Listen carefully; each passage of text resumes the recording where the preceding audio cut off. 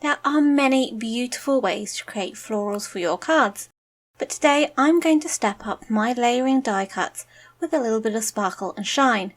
This is a great way to add a little bit more interest to your cards without taking up too much bulk. This features as part of a blog hop for a new layering die, but you can use any layering die cut you have in your stash. Welcome to my channel, Pretty Little Button, where I make paper crafting tutorials for the everyday crafter. So this is part of the Altenew Antique Rose blog hop, and this is a beautiful new layering die for an antique rose. As I said, I'm going to step it up by adding a bit of sparkle and shine, but if you don't have this die set, you can use any die set you have in your stash. So this comes as a layering die set to create one lovely big rose and then a couple of different leaves. You've got some individual leaves and an actual leaf branch. And I'm going to be using all the dies from this die set today. As I say, grab whatever's in your craft stash, create with. Now, to make it easier to add the sparkle and shine, I'm using the Altenew adhesive sheets. Now, I've had these for a couple of weeks now and I really like them. I really do prefer them to the stick it adhesive sheets because they've got a pattern to it, so you can easily see which side you have the adhesive on and which side is your cardstock. But also then you know when you've taken the backing paper off, you're aware of that. And also, it's a little bit more thicker adhesive sheet compared to the stick it adhesive. So I found with the stick it adhesive, sometimes I put the adhesive down and it'd lift up slightly in some areas and it'd be a little bit patchy because it was so thin and quite delicate.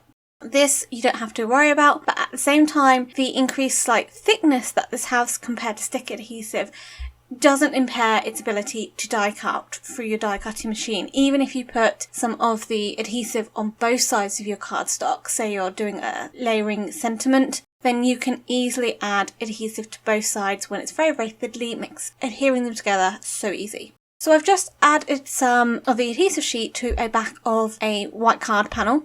And then I'm going to die cut from this because I want to add some glitter to the front to make a bit of sparkle and shine. And obviously glitter needs something adhesive to adhere to, so the adhesive sheets are what we're going to use.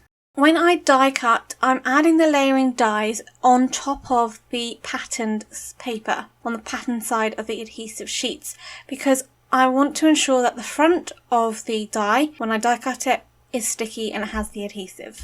Okay, so now I have die cut some of the layers of the rose out. I am going to remove the adhesive backing sheet, and obviously this is the front of the die that I've added the adhesive on, and then I'm going to cover this with some glitter. So I'm using for this layer, which is the second layer of the layering dies, I'm using the Brilliant Silver Sparkles from Wow. This is a gorgeous silver. With this card art, my aim was to create a white rose with some sparkle. So as the first and the second layer have quite a shadow effect when you build the die up, I use sort of grey tones for these cards. So I use the silver for the second layer. Once I've covered it in the sparkles, I'm going to retrieve my backing sheet that I discarded earlier on. I'm going to place this over the top of the die cut, and then I'm going to use my fingers to burnish down. This will allow me to try and really push that sparkles and the glitter into the adhesive so it sticks and it doesn't shed later. But I also do tap off any excess sparkles that can't adhere to any of the adhesive because it's all covered up. For the top layer of the layering die set, so this is a fourth layer of the rose, I am then going to, which is more the intricate pieces of the rose that create some lovely shadows and tones, I am going to cover this in some white glitter. So this is the Crystal Sparkles from Wow. And again, what I'm doing is I'm just pouring this over the top of those sticky die cuts, and then I'm going to just ensure that I've burnished it in. Now these are quite fiddly, so you have to go fishing for your little die cuts with these bits, but you can find them quite easily and you can pick them up. The last layer that I'm adding any actual glitter and sparkles to is the bottom layer, the very first layer of the Antique Rose layering die set. For this I am using the Graphite Wow Sparkles. This is a beautiful, very dark silver, very dark glitter, not quite black, as it says it is graphite. And this creates the lovely dark tones within the centre of the rose. Again, because this is quite a large, bold layer of the die cuts, I am making sure I burnish that glitter down just using that backing sheet.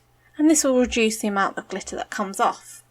The third layer, which is the main layer to create the white part of the flower, I just die cut that out of white cardstock and kept it plain. I didn't add any glitter to it.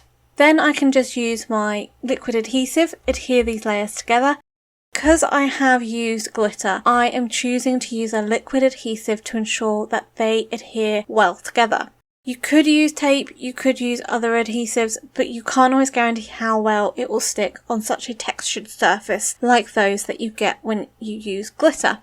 When I do layer them up, they're really easy to align. There is the layering guide that comes on the front of the die set, should you need to refer to it and you're not sure how they align, but this die is actually very easy to align.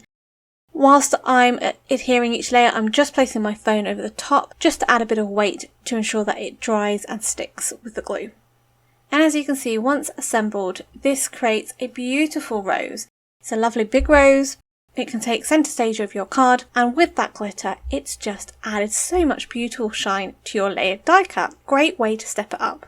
Now there was also some leaves and foliage that came in the layering die set, so I'm just using my Altenew stamping mat to ink blend some limeade and also frayed leaf onto these die cuts, and I'm using my Altenew small ink blending tool. Because the Altenew stamping mat is silicone, it means that when I press down onto my die cuts and some ink blending, the silicone keeps it in place, which is really useful with these kind of die cuts because they're very small and fiddly. I wouldn't always be able to hold them with my fingers to keep them in place.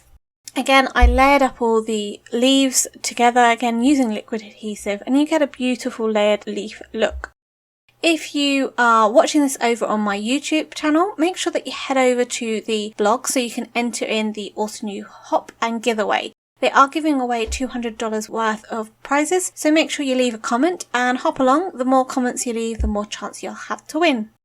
Turn this into a card. I used the Diamond Stars 3D embossing folder, and I just embossed this out of some white cardstock, trimmed the panel down and added it to a white card base. Now I added the rose and the leaves to the card using a variety of different foam pads just to add some dimension. And for the sentiment, I heat embossed in white onto black cardstock a sentiment from the Fresh Cut Roses stamp set from the previous stamp and die release last month. This reads, "To love, laughter and happy ever after." And I thought this would make a beautiful either anniversary card if you're wishing somebody a happy anniversary, or also a wedding card. And the white rose obviously pairs quite well with the kind of white wedding style theme. I finished it off with just a few pearls as well, just scattering them around the card. And I really love how this card turned out. I love the sparkle and shine that you get. It's a beautiful way to step up your layered die cut florals, and it's a great way to create different florals on your cards. So why not give it a go? Let me know in the comments below what you think, and I'd love to see any creations you make. Just tag me on Instagram or Facebook with @PrettyLittleButton.